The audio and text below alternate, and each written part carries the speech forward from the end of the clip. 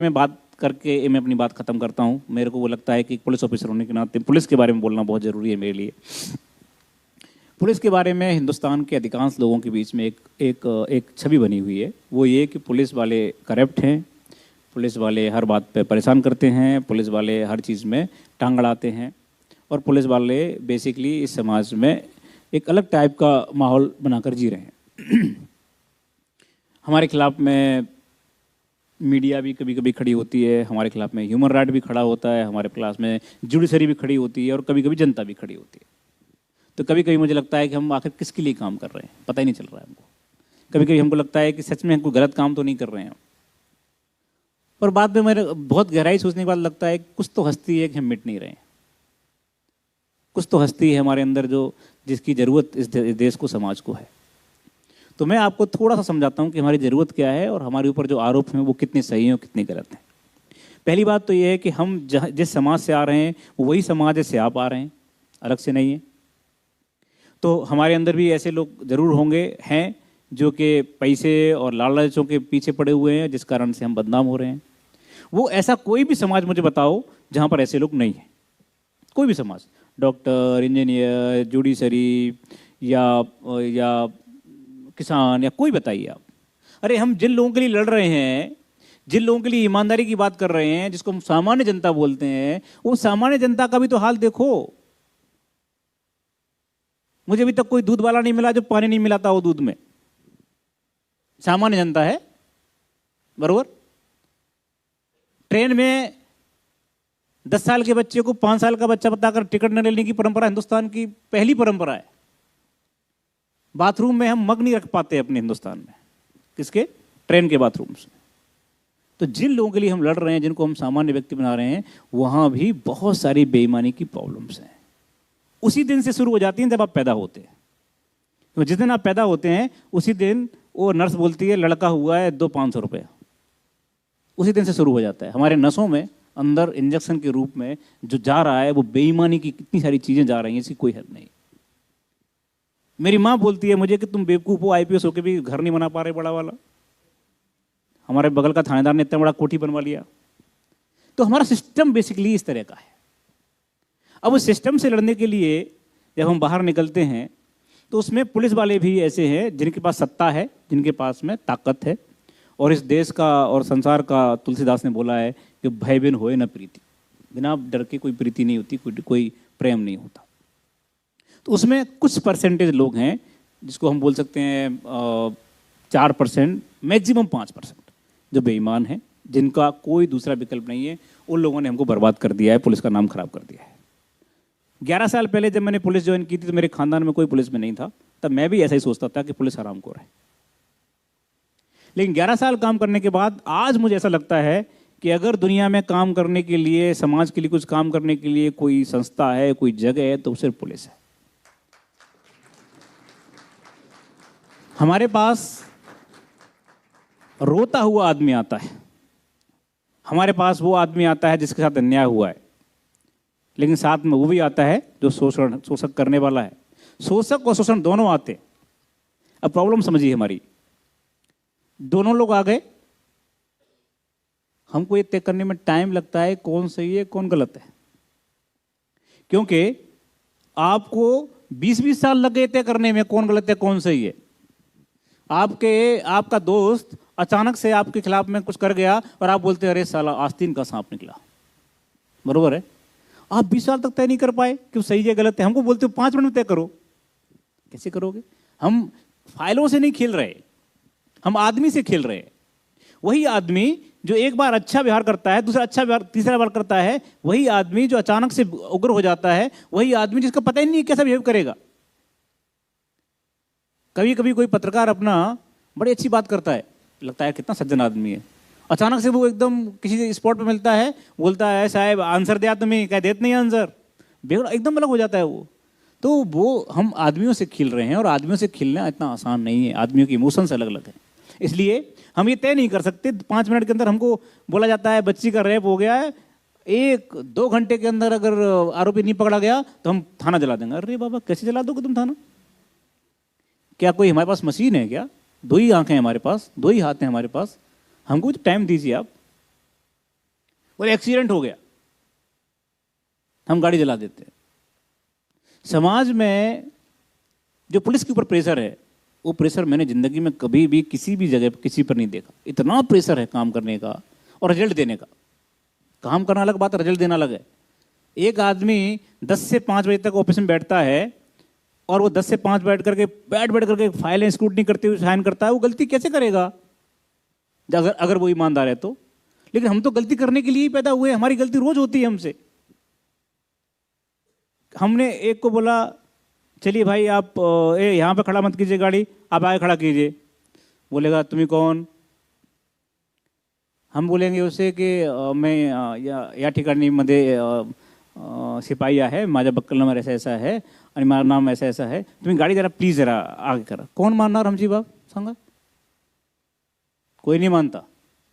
वो क्या बोलेगा, अरे रुकना यार थोड़ी देर में हटा रहा हूँ गाड़ी। इसलिए क्या बोलना पड़ता है, गाड़ी हटा। तो ये आवाज का अंतर है। अब बोलेंगे आप बोलेंगे साहब पुलिस को बोलने का तमीज नहीं है। पुलिस बोलती है, ऐसे बोलती है पुलिस, देखिए हम पढ़े लिखे हैं। अरे बाबा क्या करें हम, हमारा पाला ही रोज ऐसे लोगों से पड़ रहा है। हम पे एक और आरोप है कि आप थाने में आए हुए जो आदमी एप्लीकेशन दे रहा है उसी से क्वेश्चन पूछते हैं, बरोबर है ना? वो क्या करें, थाने में देने वाला रिपोर्ट में से 20 में से 2 केस ऐसे आते हैं जिसमें वही आरोपी मर्डर करने वाला निकलता है। हमारी जिंदगी का आधार क्या है, हमारी ट्रेनिंग का आधार क्या है? शक। अगर शक नहीं होगा, अगर शक से बात नहीं करेंगे हम, तो हम कुछ नहीं पकड़ पाएंगे। कैसे, कभी तुमने सोचा है कि वो फलाना वो बोलता है कि फलाने प्लेटफॉर्म पर 4 केजी RDX सापड़ला, कैसे सापड़ला? वो कर्मचारी जा कर शक करता है, क्या है इसमें बता, ये इसमें क्या है, तो है। हर आदमी पे शक करना है हमको, हमारी ट्रेनिंग शक की है, तो उसमें ऐसी बुरा मानने की बात क्या है? हम बोलते हैं सब सिक्योर होना चाहिए, पुलिस की कमजोरी हो गई, वहां पर ये हो गया, यहाँ पर ये हो गया। पुलिस क्या कर रही थी? सो रही थी क्या, बैठ रही थी, खा रही थी क्या? और तो और कई लोग तो कैमरा ले लेकर के पहुंचते, देखो ये पुलिस सो रही है। अरे बाबा इंसान है, सोएगा नहीं क्या? आप उनको मत देखिए तो 10 से 5 करते हैं, हम 24 घंटे काम करते हैं। हमको भी जीने का अधिकार है, हमको पता ही नहीं है कि हम कब खाएंगे। तुम्हें पता है पुलिस वालों के जो पेट बड़े हुए हैं उसका कारण जानते हो? मैंने पूरा स्टडी किया, पूरा एकदम उसका स्टडी किया, काय का एकदम साइंटिफिक। तो मुझे मालूम चला डॉक्टरों से बात करने के बाद कि इनकी हैबिट क्या हो गई है कि अगली बार खाना कम मिलेगा कि नहीं पता नहीं, इसलिए पहली बार में ज़्यादा खा जाओ, जहाँ मिल जाए ज़्यादा खा जाओ। तो ऐसी सिचुएशन में मेरे पास वानखेड़े स्टेडियम है ये वाला, जहाँ मैच होते हैं, क्रिकेट मैच। तो मैं सिक्योरिटी के लिए जब लोगों को लगाता हूँ तो चेक करने में लोग बोलते हमें आतंकवादी है का? चेक होना नहीं चाहता आदमी हिंदुस्तान में। हाँ, अमेरिका जाएगा तो चुपचाप बेल्ट निकाल देगा, सब निकाल देगा, 2 घंटे खड़ा रहेगा, लेकिन यहाँ नहीं चेक होगा। गाड़ी हर एक वीवीआईपी की और वीआईपी की भी एकदम एंड तक जाना चाहिए। और एक आध बार ऑफिसर या कोई बड़ा आदमी मान भी जाएगा, लेकिन उनकी बीवियां नहीं मानती। गाड़ी एकदम एंड तक जाना चाहिए। वो कौन, आप सिक्योरिटी की बात कर रहे हैं तो हमको करने दीजिए ना काम अपना। जिसको रोकेंगे वो बोलेगा मला माहित, तुम्हारा माहित नहीं कौन है हमें। जिसको बोलेंगे बोलता है तुमचा, अच्छा नंबर सांग तुमचा, बिल्ला सांग, तुम्हारा सस्पेंड कर दो। अरे क्या समाज है? समाज में अगर आप सम्मान देंगे पुलिस को तो सम्मान पुलिस भी देगी आपको। जब आप ही सम्मान नहीं दे रहे, हर एक आदमी बोलता है मैं एडवोकेट हूं, हर आदमी बोलता है मैं ये हूं, मैं वो हूं, तो इस चक्कर में क्या हो रहा है, समाज में पुलिस की जो लैंग्वेज है वो रफ हो रही है, खराब हो रही है। दूसरी बात जो करप्शन की बात है, मैं आपको यकीन के साथ कहता हूं, आंकड़ों के साथ कहता हूं, पुलिस से ज्यादा करप्शन दूसरे डिपार्टमेंट्स में है। लेकिन हमारा क्यों बाहर है, क्यों आपके सामने पहुंच रहा है? क्योंकि हम वर्दी पहने हुए हैं, हमारे पास नाम लिखा हुआ है। ये मैं अगर यहाँ से वहाँ तक जाते समय किसी से 500 रुपये लूँगा तो 50 लोग देखकर बोलेंगे ये साहब गए थे, ये मनोज कुमार शर्मा थे। लेकिन कोई सिविलियन जाएगा तो पता ही नहीं चलेगा कौन गया, कहाँ से गया, कैसे गया। दूसरी बात, दूसरे डिपार्टमेंट्स को सरकार पैसा देती है, जाओ फलाने फलाने गाँव में 20 कुआं खोदो फ्री में, बरोबर? तो वो 10 कुआं खोदेगा, 10 का पैसा खा जाएगा, तो 10 का जिसका खुद गया है वो अच्छा बोलने वाला है ना। 10 को तो पता ही नहीं है कि मेरे लिए भी आया था। हमारे साथ दिक्कत क्या है कि हम जो पैसे डिमांड कर रहे हैं वो चलते हुए रोड वाले कर रहे हैं, तेरा चालान करते हैं, तेरा ये करते हैं, इसलिए हम लोग बदनाम ज़्यादा है, देखते ज़्यादा है। लेकिन हकीकत ऐसी नहीं है। हकीकत ऐसी है कि महाराष्ट्र में कम से कम 80 से 85% पुलिस वाले दिन रात काम करते हैं, हर समय काम करते हैं, मेहनत से काम करते हैं, और इसीलिए आप देखिए बड़ी बड़ी समस्याओं को सुलझाते हैं। हमारी समस्या ये है, मैं आज आपके सामने रखता हूँ इस बात को, कि हमारी समस्या ये है कि जब तक मुद्दा बड़ा है तब तक तो मीडिया पूरा ध्यान देती है, जब मुद्दा छोटा हो गया तो मीडिया उसको ये नहीं दिखाती कि ये सॉल्व भी हो गया है। मैं बताता हूँ आपको, छोटा सा उदाहरण देता हूँ। अहमदनगर में एक बहुत बड़ा कांड हुआ, दलित कम्युनिटी के साथ में आंदोलन, कुछ बच्चों को मार दिया गया था 1-2 साल पहले, 1-1.5 साल पहले। क्या जगह का नाम था, मैं भूल गया, हाँ कुछ तो भी था। अब उसमें बहुत रोज बहस चलती थी, रोज बहस, पुलिस पर पुलिस पर पुलिस पर, ऐसा लगता था कि अब क्या कर रहे हैं, आंदोलन ये सब। 2 महीने बाद ये तय हुआ कि घर वालों ने ही मारा है। बरोबर है ना? अभी कुछ दिन पुरानी बहुत महाराष्ट्र में बहुत चला था रोज आंदोलन। उसके बाद मीडिया चुप हो गई, बोली नहीं, एक सेंटेंस नहीं बोली। क्या करें हम? अरे बाबा कुछ तो बोलो, 2 महीने तक हमारी जान खाई है, एक दिन तो बोलो कम से कम। तो द प्रॉब्लम क्या है कि हमारा समाज नकारात्मक चीज़ों को लेने के लिए तैयार है, टीआरपी नहीं बढ़ती, कुछ दिक्कतें हैं, और इसीलिए जो अभी हमारा देश इस जिस जगह खड़ा हुआ है वहाँ से अब देखो आगे बढ़ने का एकदम टेक ऑफ की पोजीशन में है। अब देखिए मीडिया सकारात्मक चीज़ों की तरफ जा रही है, अब जाना शुरू कर दिया लोगों ने। अब मेरे पास लोग आते हैं, सर कुछ पॉजिटिव स्टोरी दीजिए। इसका मतलब ये है कि हम धीरे धीरे बढ़ रहे हैं।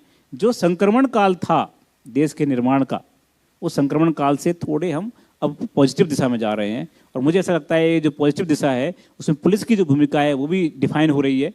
हम भी न्यायालय के, मानवाधिकार के, इन सारे चीज़ों के बीच में अपने आप को ठीक करने की कोशिश कर रहे हैं। जो हमसे गलतियां हुई हैं, जो हमने अपने अधिकारों का दुरुपयोग किया है, उनको ठीक करने की कोशिश कर रहे हैं। और मुझे ऐसा लगता है कि आगे आने वाले समय में महाराष्ट्र पुलिस इस देश की सबसे बेहतरीन पुलिस के रूप में सामने उभर कर आने वाली है। मेरी तरफ से इतना ही। बहुत बहुत धन्यवाद मुझे बोलने का मौका देने के लिए, बहुत बहुत धन्यवाद। और मैं आपके सुखद और उज्जवल भविष्य की बहुत बेहतरीन कामना करता हूं। मुझे पूरा विश्वास है कि आप आने वाले समय में सरकार ने जो, और जो श्याम टीवी ने जो एक बड़ा मुहिम लिया है, इस मुहिम को आप आगे ले जाएंगे, और आप में से कई लोग इस वास्तविक मंत्रिमंडल के रूप में देखने को मिलेंगे आगे आने वाले समय में।